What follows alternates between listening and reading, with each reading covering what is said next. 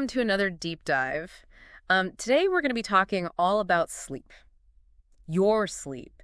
Yeah. You've sent over a ton of research articles, books, even excerpts, and we're going to kind of go through all that together and pull out the most interesting and actionable insights. That's good. Ready to transform your nights and days? Absolutely. Yeah. I think it's fascinating how many people don't realize the power of sleep. Yeah. You know, it's not just about feeling rested. It's so deeply connected to our physical health, our mental well-being, even the rate at which we age. It's true. It's like the ultimate life hack that we often totally neglect. Yeah. So let's dive in.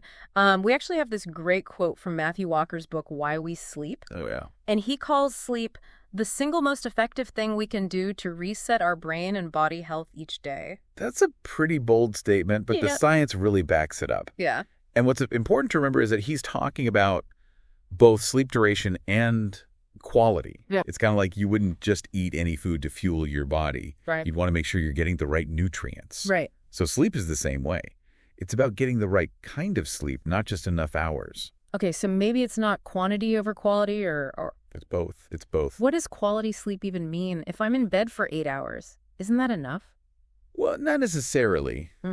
You know, imagine that your sleep is like a nightly software update for your brain and your body. Okay. So if it's constantly interrupted or you're not reaching those deep restorative stages of sleep, the update won't fully install. Oh. You might technically be logged on, but your system won't be running at its best. So tossing and turning all night long is like having a glitchy update. Exactly. Even if I'm technically in bed for those 8 hours. Yeah, and those glitches can have some real-world consequences.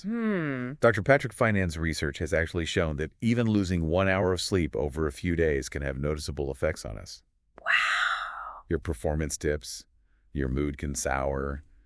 It's harder to think clearly. Just 1 hour. I can think about days where I'm like really sleep deprived and yeah, I'm definitely not like winning any awards on those days. Right. It just feels like everything is harder. Totally.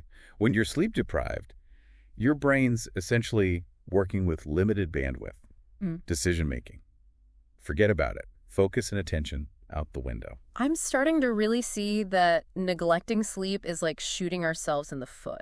It is. You know, we think we're being productive by staying up late, but it actually backfires. Totally. Okay, well, I'm also really intrigued by this connection between sleep and weight. Yeah. I've heard about this, but I don't really know all the science behind it. Well, there's a ton of research that's shown this surprisingly strong link between how much sleep you're getting and what the scale says. Okay, well, I'm always up for tips on how to keep the weight down. So think of it this way. Yeah. Your sleep-deprived brain basically turns you into a craving machine, constantly seeking quick energy. Right. There's a study done in 2012 that found that improving sleep quality was significantly associated with overall weight loss, especially belly fat. So we're saying that, like, simply sleeping better can help us lose weight? It can. Particularly belly fat. Particularly belly fat. I like where this is going. And it gets even more interesting. Another study from that same year found that sleep deprivation actually increases your appetite and triggers those cravings for junk food. Yeah. Yeah. When you're tired, your brain goes into this pleasure-seeking mode, looking for that quick energy fix. Oh. They even call it hedonic impulses. Fancy. So that's why I raid the pantry at night. Yeah. I get it. It all comes down to how lack of sleep affects your metabolism. Okay. When you're sleep deprived, your brain essentially thinks it's not getting enough energy Okay. and sends out signals to eat more, especially those high-calorie foods that'll give you a quick boost. So it's like our brains are playing tricks on us. They are. And like pushing us towards those unhealthy choices when we're tired. Absolutely. And to make matters worse, research from Clemson University showed that chronic sleep loss actually weakens your willpower, Oh, no. making it even harder to resist those cravings. So we're more likely to crave the junk food and less able to resist it when we're sleep deprived. It's a double whammy. Okay, this is getting a bit depressing. Yeah. But I'm hoping there's a way to break the cycle. There is? What can we do to kind of fight back against these sleep saboteurs? Well, there's so many things we do every day that just secretly sabotage our sleep. I know. Like that afternoon cup of coffee. Yeah. Is that really messing with my sleep? Even if I can fall asleep, fine. So caffeine, it blocks this chemical in our brain called adenosine, which builds up throughout the day, making us feel sleepy. Okay. So caffeine essentially tricks our brain into feeling alert, even if we're running low on sleep. So it's like a sleep imposter. Yeah, you could say that. It's making us feel awake, but we're not truly getting the rest we need. Exactly. And even if you manage to doze off after that late-night coffee, Mm. the caffeine is still circulating in your system. Oh. Studies have shown that it can reduce the depth of your non-rapid eye movement sleep, or in REM sleep, by as much as 30%. Wait, so even if I fall asleep, the caffeine is still messing with my sleep quality? It is. REMs? Then REM sleep. It's where the magic happens. It's like your body's overnight repair shop. Oh. So during this stage, your body is repairing tissues, strengthening your immune system, and consolidating memories. Okay. But caffeine can really interfere with that process, making those repairs less effective. Okay, that makes sense. I'm starting to think that's why sometimes my sleep feels off even when I'm getting those hours. And here's the catch-22. Oh, no. You wake up feeling groggy. Um, So what do you reach for? More caffeine. exactly. And that creates this vicious cycle of poor sleep and caffeine dependence. I am very guilty of that. And this sleep trap, it can have long-term consequences. Oh. Matthew Walker, who we quoted earlier, Yeah. actually warns that chronic sleep deprivation from things like caffeine can speed up the aging process by 10 to 12 years. Okay, that's it. I'm cutting back on the caffeine. It's worth it. What about alcohol? Doesn't a nightcap help you sleep? That's another common misconception. Really? Alcohol might make you feel drowsy, Mm-hmm. but it's not true restful sleep. Okay. It's actually just sedating you Yeah. and leading to fragmented sleep throughout the night. So that passed out feeling isn't really doing me any favors. Not at all. Yeah. And it disrupts your REM sleep, which is essential for processing emotions, consolidating memories, boosting creativity. Really? Have you ever woken up and just felt emotionally hungover? Oh, yeah. It could be from disrupted REM sleep. Okay, so we need REM sleep to really process our emotions and wake up feeling mentally refreshed. And alcohol interferes with that. Okay. Walker calls sleep overnight therapy. I like that. Yeah. And alcohol is basically interfering with that vital therapy session. No more nightcaps for me. I think you'll be happy about that. So caffeine and alcohol are out. What else should we be mindful of? Well, there are a bunch of other factors that can affect our sleep. Okay. Eating a large meal right before bed, Mm-hmm. they can make it harder to fall asleep. Yeah. Lack of physical activity during the day. Makes sense. Yeah. And of course, chronic stress is a big one. It is. You know, when we're constantly worried or anxious, our minds just can't switch off at night. It's like we're telling our system to stay alert, even when we want a rest. Exactly. It's all about finding that balance between staying active and engaged during the day. Yeah. And allowing ourselves to truly wind down and disconnect at night.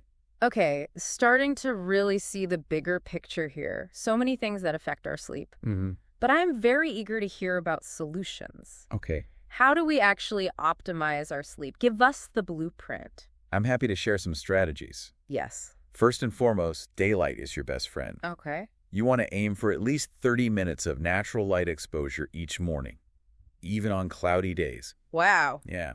This helps to reset your circadian rhythm. So it's like a reset button for our sleep. Yeah. Your body's natural sleep-wake cycle. I love that. And it's something that we can all do no matter how busy our schedules are. Exactly. And on the flip side, reducing artificial light at night, especially blue light from those electronic devices. Right. Put down the phone, step away from the screens at least an hour or two before bed. You know what? I've actually tried that, and it really does help. When I ditch the screens and read a book instead, I definitely fall asleep faster and I stay asleep. It's amazing what a difference it makes. Okay. We already talked about the caffeine and alcohol, Yeah. but it's worth repeating. Delay that first cup of coffee. Got it. Avoid alcohol for at least 6 hours before bedtime. Okay. Delay the coffee, ditch the nightcap. What else? Well, certain nutrients can actually promote sleep. Oh. Magnesium and zinc are really beneficial. You can find those in foods like avocados, almonds, shellfish spinach, Okay. and you can even try a relaxing magnesium bath before bed. Ooh, I like that. So we're talking about healthy dietary choices, but also just things like a relaxing bath. It's about creating a holistic approach. I like it. And here are a few more. Okay. Keep your bedroom cool, ideally below 18 degrees Celsius. Okay. Make sure it's nice and dark. Blackout curtains can work wonders. No, a cool, dark, and quiet room definitely sounds more sleep-inducing. It does. Like creating a little sanctuary. Exactly. And lastly, you want to create a relaxing wind-down routine. Oh, I love that. This could include journaling to clear your mind, stretching meditation, reading, listening to calming music. I love it. It's like giving your mind permission to just unwind and truly prepare for sleep. Yes. Experiment with different activities and find what works best for you. Okay. The key is consistency with that wind-down routine. So we've learned about the science of sleep, the things that disrupt it, and now we've got a whole toolbox of strategies to improve our sleep. Yeah. I feel empowered. But I'm curious, out of all these tips and tricks, is there one thing that you find to be most effective for optimizing sleep? That is a great question. What about you? What do you think? I think for me, it's really about that wind-down routine. Yeah. It's about signaling to my mind and body that it's time to shift gears and prepare for rest. It's like we're training our brains to associate those activities with sleep. Absolutely. So we're not fighting against our natural rhythms. And speaking of rhythms, you talked about daylight earlier. How does that fit into the whole picture? Daylight is key. It's like the master reset button for your circadian rhythm. Oh. Your body's internal clock that governs your sleep-wake cycle. Okay. So when you expose yourself to bright light in the morning, especially sunlight, Yeah. it sends a signal to your brain that it's time to wake up and be alert. So it's not just about darkness at night. It's also about getting enough light during the day. Exactly. It's Yep. about creating that contrast between day and night. Yeah. In our modern world with artificial lights and screens everywhere, we've kind of blurred those lines. Right. But our bodies still crave that natural rhythm. It's like we're tricking our bodies into thinking it's perpetually twilight. Yeah. No wonder we feel so out of sync. Exactly. So getting that morning sunlight is crucial for setting your internal clock. Okay.